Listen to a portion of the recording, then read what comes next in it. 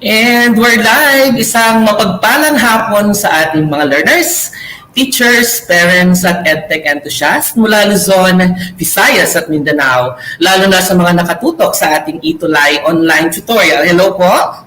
Ako po si Tutor Jonel mula SDO Ilocos Sur, Tagudin National High School at welcome po sa ating Itulay online tutorial ng Quarter 3, Week 5 on Empowerment Technologies. Tayo po ay live na napapanood sa DepEd Itulay FB page at DepEd Itulay YouTube channel every Monday at 4:40 to 5:20 sa ating mga viewers dyan. I-like, subscribe at i-share na natin ang ating session ngayong hapon upang mas marami pa tayong matulungang learners. Recorded po ang bawat session kaya pwede pong balikan ito anytime. Handa na ba kayo? Kung hindi pa, kunin na natin ang ating mga panulat at kwaderno at ihanda ang ating mga tenga at umpisahan ng matuto. At tandaan mga learners, observe pa rin natin ang minimum health protocols kahit na nanonood tayo with a friend or family members. Ang topic po natin ngayong hapon ay Applied Productivity Tools using Word Processors. Handa na ba kayo mga learners? Ayan. Kung hindi pa tayo handa, medyo magbasa-basa muna tayo ng comments. Tignan natin kung sino yung mga naunang nag-comment. Ayan, madami na. Actually, marami na po akong nakikitang mga learners na naka-online. Ayan po. Okay, so basahin ko lang po ang kanilang mga comments sa ating comment section. Doon sa mga gustong humabol, okay, habol lang po kayo at mag-message kayo upang mabati naman natin ang ating mga schools, mga friends, or gustong nyo i-shoutout ko ang inyong mga schools o pangalan. Okay po. Sige, umpisahan na natin. Sabi dito, si Lawrence Almendras. Good afternoon. Bumabati mula sa Nabo National High School, mula sa SDO Camarines Sur. Again, si Mark Platon ng student alumnus ng Sagad School of SDO Pasig. To Miss Nenet M. Peñaranda o ICS Sagad High School. Hello din kay John Wayne Prieto. Good afternoon. I'm John Wayne Prieto from STM 11, Diamond of Jones Rural Schools of SDO Isabela. Kay S. Renz Guyver Calyanta, good afternoon po, watching from Imelda Integrated Secondary School of SDO Malabon. Ayan, nabubulol ako. Sorry. Okay. Angela Suspenye ng 12 Yumswa ng Tagudin National High School. Ayan, meron na akong viewer ng Tagudin National High School. Ayan po. Salamat.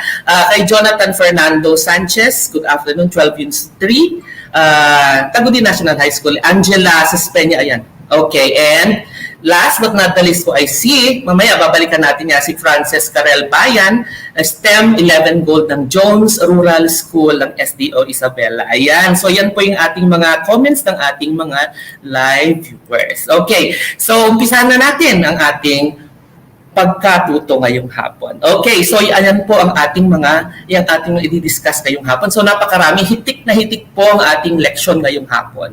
Pero bago ulit, no? Meron pa po tayong mga ibang pasasalamatan. Ayan. Ang NCR na National Capital Region, DepEd NCR sa pagpo-provide po ng ating basis ngayong hapon sa ating lesson. Salamat po, DepEd NCR. Okay po. Okay, so tingnan natin. Magre-review tayo ng past lesson. Tingnan natin kung ano yung natutuhan nyo last week. I-type nyo lang siguro sa ating live comments na tingnan natin kung meron kayong natutuhan ngayong hapon. Tingnan natin. Okay, ito yung mga lesson na kung natatandaan nyo yung mga lesson natin last week. Ito po yung laman niya. Ayan. So, meron tayong tatlong focus nung last week. Mauna, yung search engine. So, magbigay nga kayo, students o learners ng ating search engine. Kung may natatandaan kayo, type lang natin sa ating comment section para mabasa natin. Okay, ano yung mga search engine na diniscuss natin last week? Ayan. Ano yung mga search engines na alam natin? Mag-aantay po ako ng mga sagot nyo sa comment section. Good afternoon ulit sa ating mga teachers dyan. Pwede nating ipasabay ang ating mga learners sa ating live session. Ayan. So, habang nag-aantay tayo, basa-basa muna ako ng ating mga live greetings. Ayan. So, meron pa dito si Leah Margaret Leal. Good afternoon sa'yo. Ayan, meron din si Sean Gian Ramirez. Ayan, so meron na akong nababasa na search engine. So hindi nila nakalimutan. Sabi ni Frances Carel Bayan, sabi niya Google daw. Okay. Yahoo kay Mark Platon. Kay Catherine Joy Gatud Daos, sabi niya Google. Okay, so meron kayong natutuhan, meron kayong natandaan sa ating lection last week on search engine. How about dun sa ating research skills? Meron akong binanggit na tatlo, I think, sa ating research skills last week. May nabanggit akong tatlo eh. Yan. So ano yung mga skill na yun na nade-develop sa paggamit ng search engine? Ayan. So habang nag-aantay tayo, ayan, sige.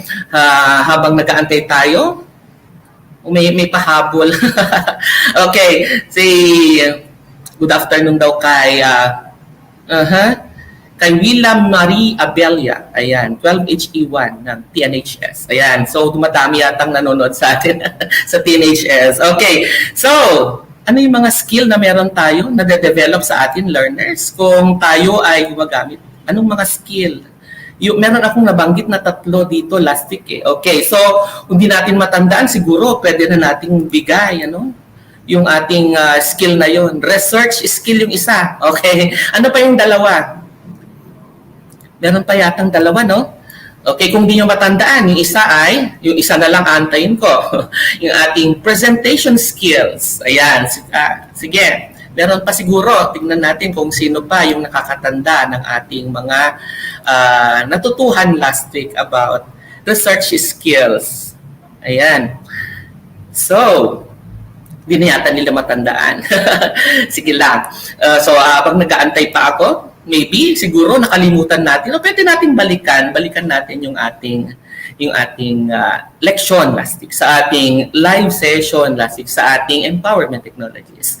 And the last one is all about satirical news. Ano ulit yung satirical news? Mga children o mga learners natin. Ayan. Ano ulit ang satirical news? Satirical, sinabi natin, satirical news, di ba ito yung mga medyo OA na news? Ito yung mga hindi kapani-paniwalang mga balita. Ayan. So, in other words, ito po yung fake news. Okay. So, yan po yung ating mga diniscuss last week. And I hope everyone has learned in the discussion of these lectures or these lessons in the past week. Okay. So, kung may nakamiss man dyan, pwede nating balikan sa ating live session, yung ating lection last week. Okay. So, before tayo mag-proceed sa ating lecture ulit, meron pangatlo na, no? Gusto kong parangalan, bigyan ng parangal itong mga estudyanteng napaka-active sa ating live session. Ito yung mga learners na laging naka-online sa ating live session every week. At sila yung unang naglalag o sila yung unang nagbibigay ng message, nagko-comment sa ating comment section at nakikiparticipate sa ating live discussion. Ayan. So, tingnan natin kung sino tong mga students na ito. Okay. So, I have 3 in the list. Ito po sila. Unang estudyante o unang mag-aaral ay si, congratulations ulit, kay Renz Guyver Calyanta ng Imelda Integrated School ng SDO Malabon. Sinabi ko na last week na si Renz Guyver Calyanta ay isang grade 8 yata or 7 student, di ba? Napaka-active. Pero gusto niyang matutuhan all about empowerment technologies. Ayan. So, meron pang isa. Eto. Sige, tingnan natin. Ito ulit. Yung ating isang mag-aaral. Student alumnus ng Pasig City Division. Mahusay Tutor of the Week, Mark Alvin M. Platon. Ayan. So, meron pang isa. Tingnan natin kung sino pa yung napaka-active last week na nag-join sa ating live discussion. Okay. So, let me congratulate ang isa pang mahusay Tutor of the Week na si Jerry Comonis. Ito yung mga mag-aaral na talagang super active sa pagsagot sa ating mga tanong. Okay, so ayan po yung tatlong mag-aaral na napaka-active. So kung gusto nating matulad sa kanila, may feature sa ating program or sa ating live session, join lang kayo at malay nyo next week kayo po ay ma-feature kung active tayo sa ating live discussion. Okay. So, Ayan. So, tignan na natin kung ano yung nilalaman ng ating lesson ngayong hapon. Ang dami kong pasakal yan. Okay. So, okay lang naman po yan. Ayan. So, just to give recognition po sa ating mga students na napaka-active. Ayan. So, let's proceed po sa ating lecture discussion. Anyway, i-involve ko po kayo mag-alala. Ayan. So, let us see kung anong nilalaman ng next slide. Ayan. Ay, meron pa palang isa, no? Okay, sorry. Okay. Meron pang isa. Si Rodel A. Demeso. I think ito yung nag-lock ng kanyang profile at wala akong makuhang picture sa kanya. He is from San Lorenzo Ruiz High School na SDO Pasig. Rodel A. Demesa. Another mahusay cutie of the week. Okay. So, tignan natin. Ready na ba kayo?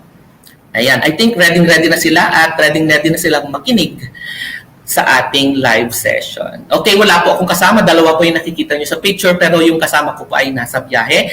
Ma'am Jane, Tutor Jane, hello po kung nanonood ko po ngayong hapon. Ayan, so ipagpatuloy ko na lang po itong lecture nating dalawa. Okay, ma'am. Sige po, mag-ingat po kayo always. Let's see kung ano yung laman ng ating next slide. Ayan. Our most essential learning competency. The first is, we're going to use common productivity tools effectively by maximizing advanced applications. Mamaya meron po akong i-demonstrate na gagawin natin habang tayo ay nanonood. Pero gaya ng sabi ko, pag hindi natin nasundan, pwede nating balikan. Ito po yung unang competency. At ang pangalawa ay ito. We are going to create an original derivative ICT content to effectively communicate and present data or information related to specific professional track. Anong mga strand natin, kung tayo ay STEM. So we'll be creating an original derivative content. Actually, this is one of our performance tasks ngayong hapon. I-require ko na isasubmit natin. Kung hindi natin magawa ngayon kasi 40 minutes lang po tayo, pwede nating isubmit mamaya or later sa ating link na ipro-provide ko po sa atin. Okay. Sige po. So let us now begin our discussion. Okay. May nakikita kayong icon. Tignan natin kung ano, natatandaan nyo, kung ano itong word processor na to. Since we are dealing with word processors, may we guess kung ano itong icon na ito, anong pangalan ng icon na to na nagre-represent ng isang word processor. Ayan, so nag-aantay po ako ng mga sagot natin. I-type lang po natin sa ating comment section yung ating tamang sagot at babasahin po natin yung mga sagot. Ayan, so meron na akong nakita. So mag-aantay pa ako ng 5, 4, 3, 2, 1. I think nag-iisip pa sila, hindi nila alam kung ano yung icon na yan. O naguguluhan sila saan natin nakuha yung icon na yan. Okay, so meron na akong nakita. Ang sabi ni Mark, WordPad daw. At sabi ni Angela Suspenia, Docs daw. Docs. So meron pang isa. Okay, nakita ko, meron nang nakakuha ng tamang sagot. Ang sabi ni Leah Margaret Makusi Lial, yan ay Google Docs. Tignan natin kung nakuha nila yung tamang sagot. Ayan. So tignan natin, i-review na natin yung tamang sagot. Ayan. Yan ay Google Docs. At ito po ay isang word processor. Okay, another. Bibigyan ko pa po kayo ng iba. Tignan natin. Google Docs po ang tawag dyan. Okay. Let's proceed to the next icon kung alam natin. Okay. So, eto. Familiar tayo dito kasi ginagamit natin ito sa ating paaralan, di ba? Ayan. Sige. Type lang natin yung ating mga sagot sa ating comment section at babasahin ko po yung sagot nila. Ayan. Na natin. Yung ating alam na natin kung ano yan. Sige. Medyo may kulang. Kailangan kompleto. Yung latest. O yan, sige. Bibigyan ko kayo ng clue. Yung ba yung latest ngayon? Ayan. Pero madami na I think sumagot. Ayan, ng tama. Okay. Commonly, ito ay tinatawag nating Microsoft Word, pero ito yung latest na ginagamit natin ngayon at ito yung dinistribute ni DepEd sa atin na libre dun sa mga grade 12 learners natin, yung ating 365 account, kasama na po rito yung ating Microsoft Word 365. Ayan, Microsoft Word 365. Yan po yung pangalan, yan di lang sa Microsoft Word, that yung latest ngayon, Microsoft 365. Word 365. Okay, so let's proceed to the next icon. Tingnan natin kung ano ito. Ayan. Hulaan nyo nga kung ano to. Ayan, sige.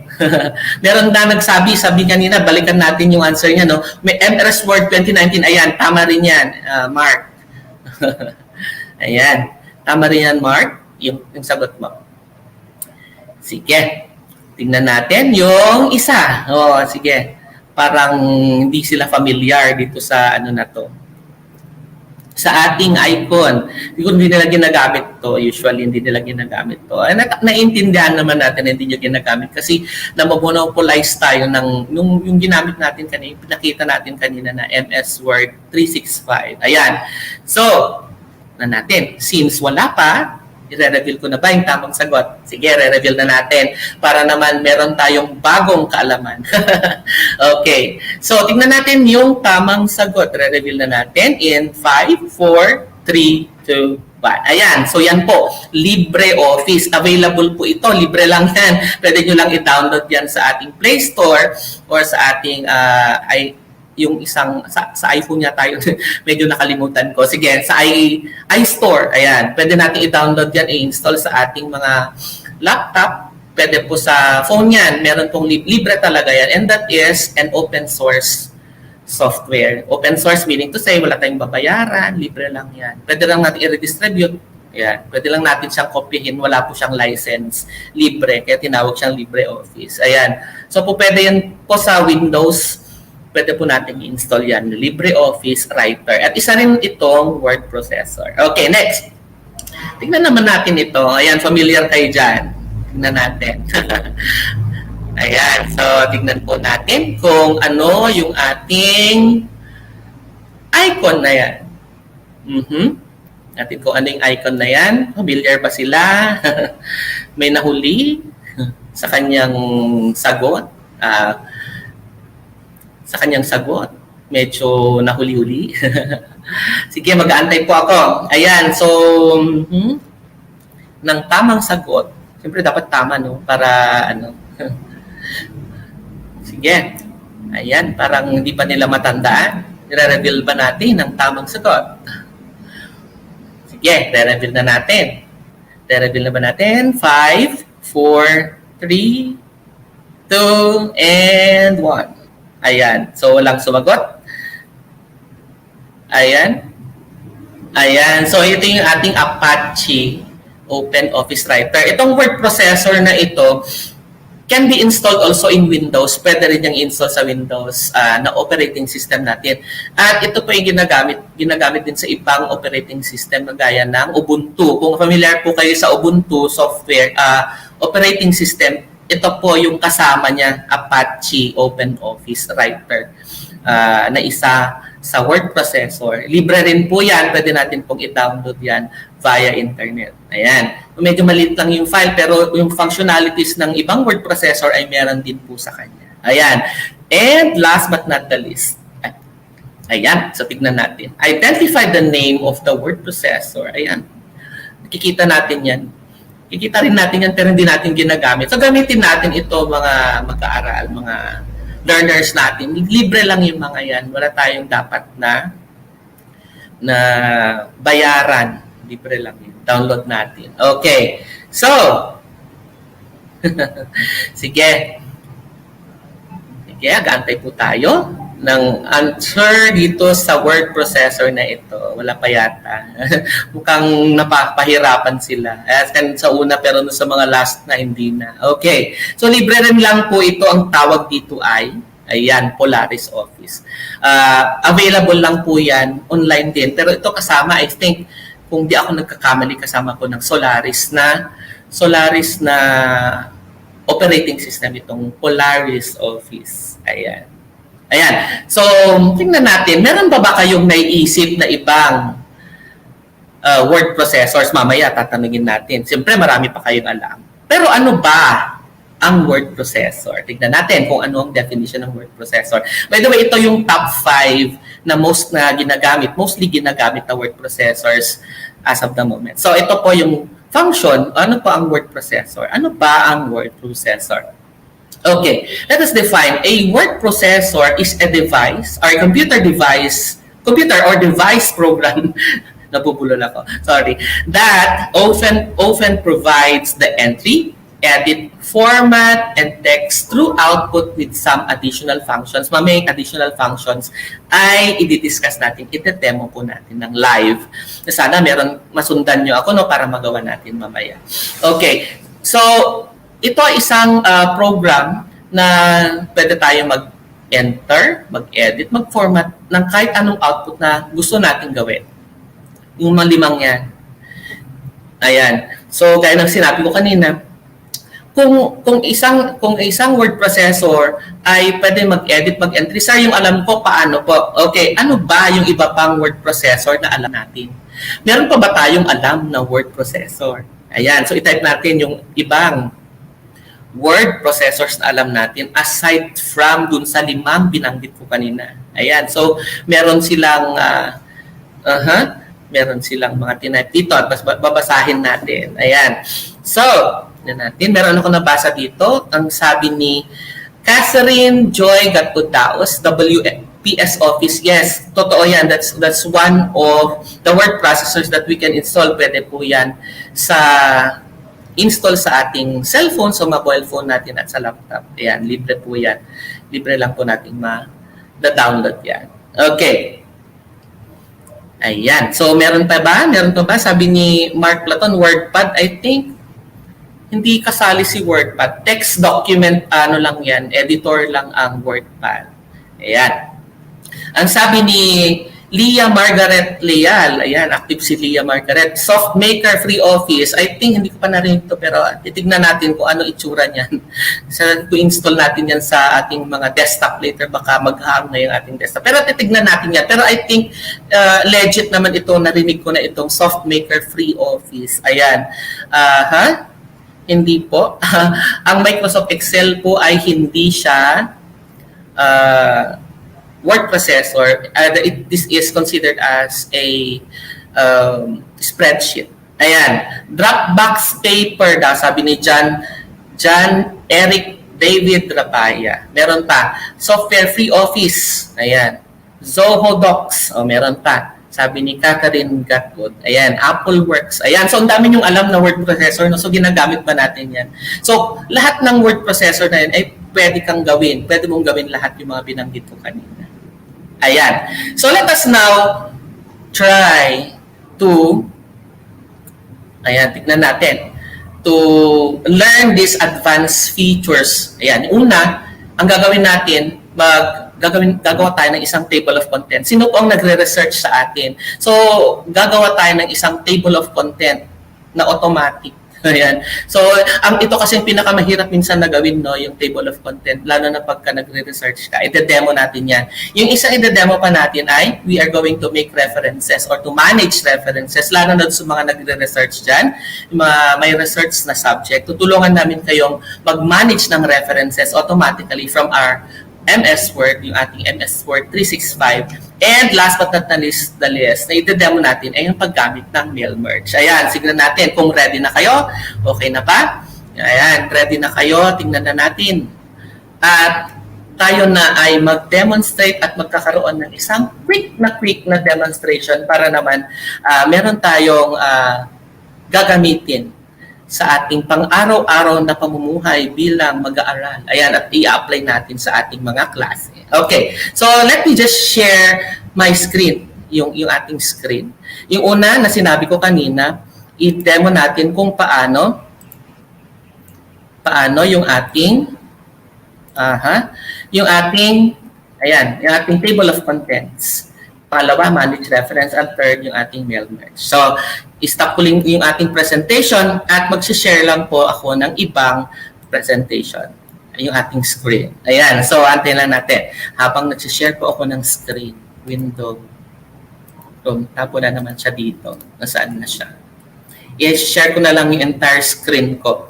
Ayan. So, share ko na lang yung entire screen ko. Tignan natin. Ito po yung ating screen. Ito po Tayo lang natin. Yan.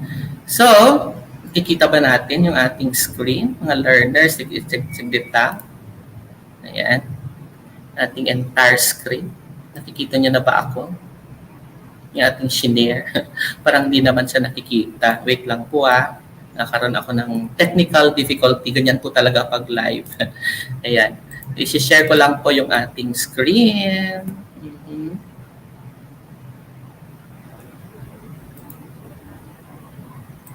Ayan nyo naman. Wait lang po I-share lang natin yung ating screen. Ayan. Ayan. Nakikita na ba natin? Sir, pa-share po. Ayan. So, tignan na natin yung ating screen. Kikita na ba natin? Table of contents. Okay. So, demo na natin yung table of contents. Halimbawa, yung laman ng ating table of contents ay ganito. Yung una, halimbawa, research tayo, no? Introduction, literature review, foreign literature, local literature, at ito yung idadagdag natin. Halimbawa, we will start from scratch. So, meron tayong ganito. Okay. Una, syempre, ilagay natin yung mga content ng ating table of content. Yan. Ito yung mga table of content. Ito yung laman niya. Halimbawa, we will start from scratch. Okay. Okay. Wait lang. Yan. So, idadagdag natin itong research methodology at data analysis results conclusion doon sa ating table. Okay. First step. Pagka i-type natin yung ating laman ng table of content. Pangalawa, ang gagawin natin is i-highlight natin yung ating title, tapos punta lang tayo sa references and we'll just add text and then we will select level 1, 2, or 3. Pag level 1 kasi ito yung ating chapter title, yung level 2 natin is yung ating side title, yung level 3 is a sub title. Okay, level 1. Since ang research methodology ay level 1, isang chapter title, so we will select yung add text level 1. Ayan. Level 1 yan. Tapos, ito namang data analysis, yung ating add text level 1. Tapos yung results, add text level 1. Yung conclusion, yung add text, highlight natin, add text level 1. Pagkatapos, i-update natin si table. Ayan po. Update natin si table and then we will just click your entire table. Okay. And ito na po yung laman ng ating table of content. Sir, wala pa laman yung ating research methodology. Halimbawa, ito na yung ating mga laman. Okay, research methodology, yung ating ibang meron ng laman. Okay, halimbawa, yung ating research methodology ay dito. Research methodology. Ayan. So, ito yung ating lalagay. Halimbawa.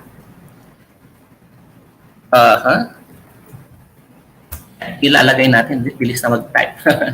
Ayan. So, gagawin natin. Highlight ulit natin yan. Since title yan. Add text. Level 1. Since siya, chapter title siya. Tapos yung next natin kanina doon. Yung ating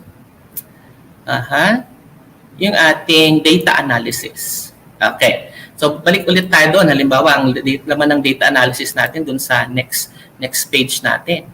Yan. Next page. Ayan. Next page natin is, kaya dito same page, dito yung data analysis natin. Analysis. Ayan. So, gagawin ulit natin. Yung laman niya. Halimbawa, laman niya. Yan. So, yung laman ng ating data analysis. Gagawin natin. Highlight natin yung chapter title. Click add text and then level 1. Ayan. Tapos, punta ulit tayo doon sa ating table of contents. I-update lang natin. Click yung table. Update table.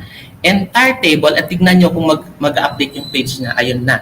Meron ka ng page 4 nung ating update page. Nandun na yung mga ginawa natin doon sa ating content or doon sa content ng ating document. So, hindi na tayo. Ang gagawin na lang natin dito ay lagay na lang ng lagay ng laman. Tapos, ang gagawin lang natin at text level 1. Yan ang sinabi natin. Pag level 1, yung ating chapter title, ang Level 2 ay yung ating ating content. And then third is yung subtitle natin. Okay, so yan yung ating table of content. Ganyan po gumawa. Ayan, ulitin natin. Medyo nalilito sila.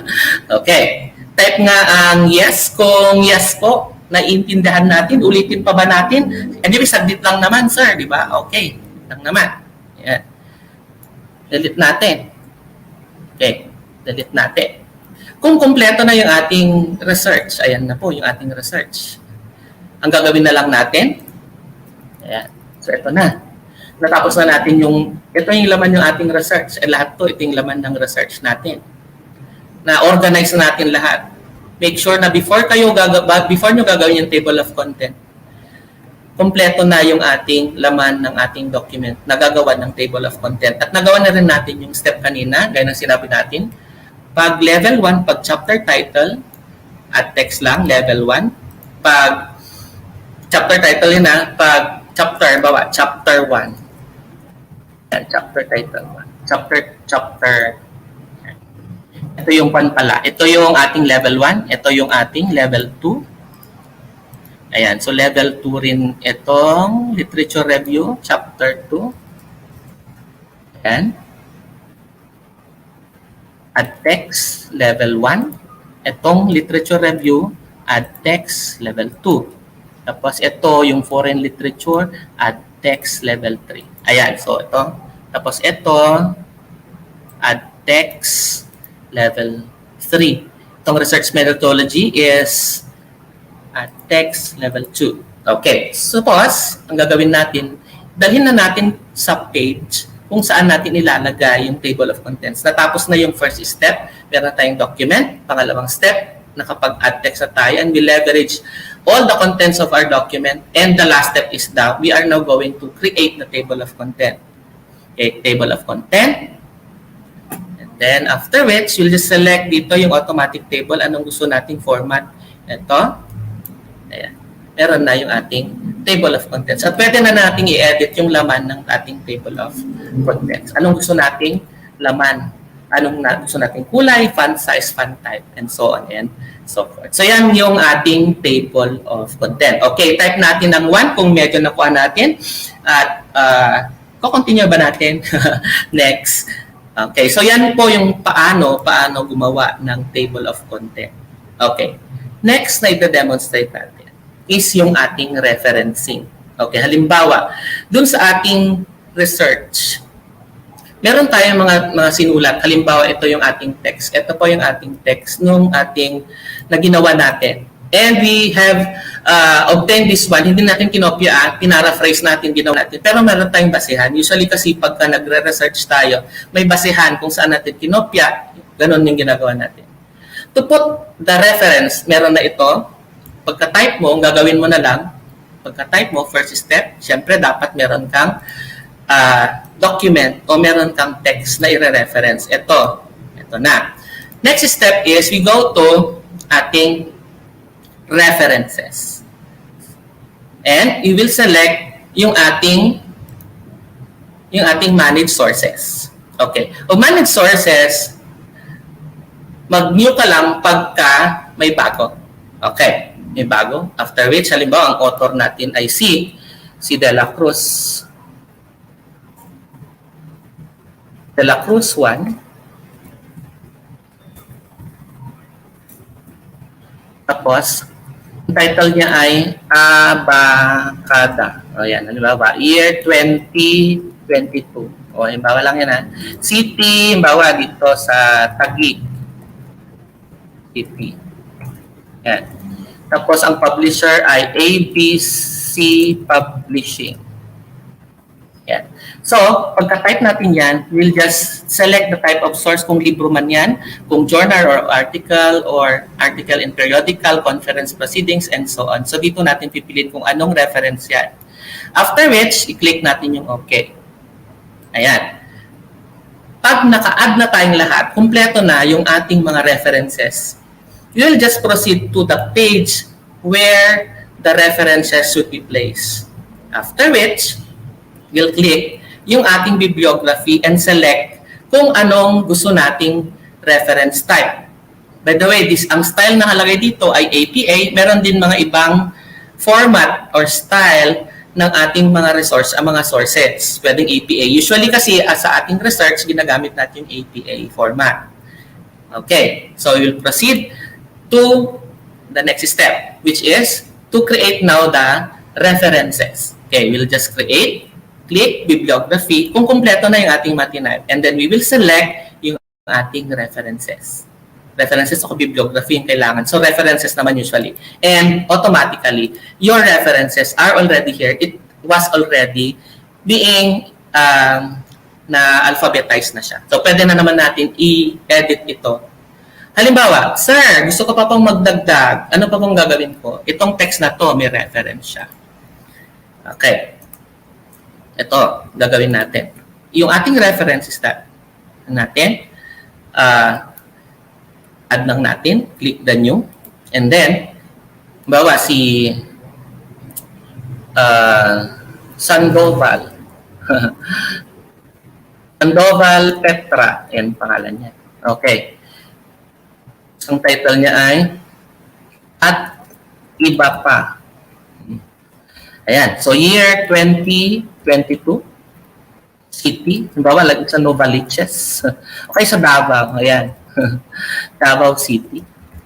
Tapos, publisher niya, parehas sila ni Juan de la Cruz. ABC Publishing. Ayan. So, okay lang yan. Okay. Then after which, close lang natin yan. Talang tayo kung sa reference natin, update lang natin yung citations, and automatically itadagdag na ni references yung dinagdag natin kanina. Tingnan nyo, di ba, naka-alphabetize na yung ating references. Okay, so that is creating references. Bawa, gusto naman natin i-highlight yung ating references, tinatawag nating in-text citation. Okay, eto gusto natin, sabi niya, for example, ilalagay natin dito yung source natin. We'll just create here yung manage source, insert the citation, since nakapaglagay na tayo ng mga references natin, maglalagay na lang tayo ng citation, isa-cite lang natin to. Bawa, insert citation, then we will just create ito, since ito yung nakuha natin kanina. Yan, nalagay niya na. Ayan, yung ating in-text citation. Within that text, we will just select yung ating references na minanage natin dun sa ating text. Sa last pala to. Ayan. Diyan sa last natin lagay. Ayan. So, Calio on 2017. Halimbawa, ito galing dun sa isang author natin, dun sa position, then insert citation, and then bawa si Gemma Development Group. Ayan. So, yan na yung ating in-text citation and our referencing. So, di ba, napakadali. Ang dali lang gawin. So, ganyan pong gumawa ng referencing. Okay, take note na pagka nag-referencing tayo, dapat meron ka ng listahan ng mga i-encode mo. At alam mo na kung saan natin ilalagay yung text, yung citation doon sa text natin. Ayan. So, yan yung ating referencing. Okay po ba? Ayan. So, yung mga gustong... Ayan. Kung may tanong tayo, kailangan ba magtanong? Ayan. So, na natin yung next na ite-demonstrate natin. Next na ite-demonstrate natin ay yung ating mail merge. Yung mail merge natin. Bawa. May sulat na ako dito kanina. Ayan. So, mag-create. First step ng ating mail merge. Ayan. So, yung ating sulat, ito na siya. Dapat meron ka ng sulat. Ayan. So, ito na yung ating sulat. Katapos ng sulat, nagawa mo na yung letter mo. Second step is that we already go to ating mailings. Meron tayong tinatawag na steps. Ayan. So, merong dalawang elements ng mail merge. Yung ating data source at saka yung ating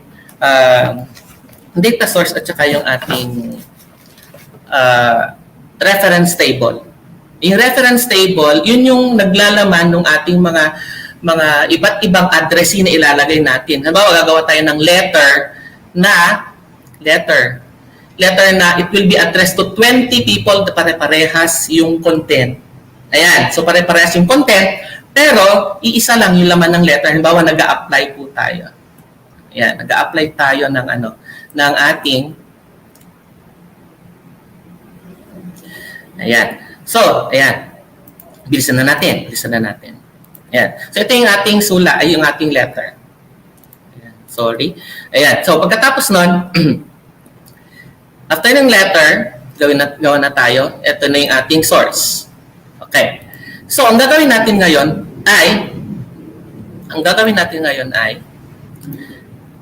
punta na tayo sa mailings. Tapos, start mail merge letters. Yan na yung ating letter. Ito na yung magsisilbing parang yung ating source. Okay. After which, we'll just click yung select recipients. Use an existing list. Since meron na tayong list kanina, meron na tayong create. Ayan. I-connect lang natin siya. Na-connect na siya. Okay. Na-connect na siya. Okay. Pagkatapos nun, select natin yung sheet. And then, we are now ready to insert yung ating malaman ng ating sulat. Okay. Click natin yan, papalitan natin yan. Insert merge field yung ating name of name. Ayan. Pagkatapos, enter natin yung position. Insert natin yung position. Ayan. Tanggal natin yung isa. Name of company. Name of company. Tapos, yung ating address. Click. Then, insert merge field yung ating address. Ayan. Pagkatapos yung salutation natin. Insert yung salutation natin. Tapos, yung ating name. Siguro, ating name. Ayan. Pagkatapos nyan, ang gagawin natin, we'll just preview results and ito na yung ating sulat. Okay. Kung titignan natin, i-scroll natin, iba-iba yung addressee. And then after which, kung kontento na tayo dyan, we'll just finish mail merge at i-print na natin yung document. Or we can edit still the content ng ating document. Ayan. So, ganyan. Diba? Ang dali lang nung ating paggawa ng ating mail merge. Anyway, pwede nating balikan itong mga gawain ito at panoorin ulit natin itong video na ito, itong ating live session na ito. Okay. So, babalik na tayo dun sa ating presentation. Ayan. So, babalik na tayo sa ating presentation. Okay na. Ayan na po yung ating presentation. Okay. So, natapos na yung ating quick demonstration. Dito mag-isa tayo. Sorry, mag-overtime na yata tayo. Okay, tingnan natin. First, meron naman ng sagot. Bakit may sagot naman na? Ayan. Ba't may sagot naman na? Na-check ko na ito kanina. Okay. Sorry for that. Okay, so unang sagot, unang tanong, it is a computer program or device that provides input for editing. Of course, ang answer po niyan ay letter D, yung ating word. Okay, next question. Meron na ng sagot. Knowledge check na lang tayo. Word processor is best described as, sabi dyan, it is letter C, yung ating document software. Number 3. Okay. What common type of application of software does Microsoft Word belong? Okay. Ang tamang sagot po dyan ay letter B. Ay, hindi siya letter B. Dapat document software po yan. Na-check ko na ito kanina, hindi yata nag-save. Sorry for that. Sorry ha, na-check ko na ito kanina. At yung last po natin, for why are page numbers required in a table of contents? Of course, dapat ang table of contents ay to help readers to find in which page or topic can be located. At yung last question natin ay Dave wants to change. Halimbawa, si Dave gusto niyang i-change ng style yung header in this document. Anong ribbon po yung sa kanya? Ano po ang ribbon na kanyang i-open? Of course, ang correct letter po niyan ay letter B. Okay, so yan po yung ating knowledge check. I hope meron po tayong natutuhan ngayong hapon. Ayan. So, tingnan na lang natin sa ating mga SLK, sa ating self-learning modules. Okay, as our learning task, ayan. So, ang bilis-bilis na natin. Ang ating learning task, we are going to make a creative resume or curriculum vitae using Microsoft Word.